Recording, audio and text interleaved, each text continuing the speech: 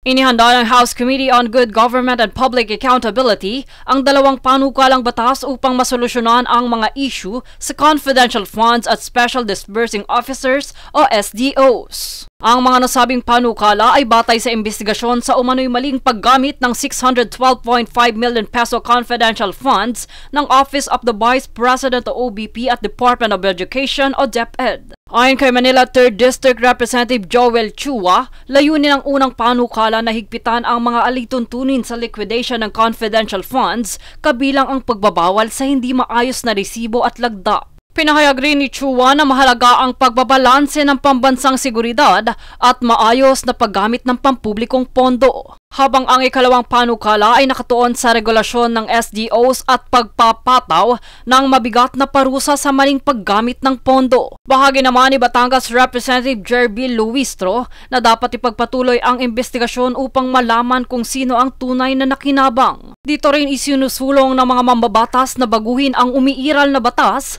upang maprotektahan ang pampublikong pondo laban sa pang-abuso. Layunin din ng mga investigasyon sa Kongreso ang magbalangkas ng mas angkop na batas para sa accountability. Kaya't panawagan ni Chua aprobahan ang mga panukala para sa mas transparent at mas maayos na paggastos ng pondo ng pamahalaan.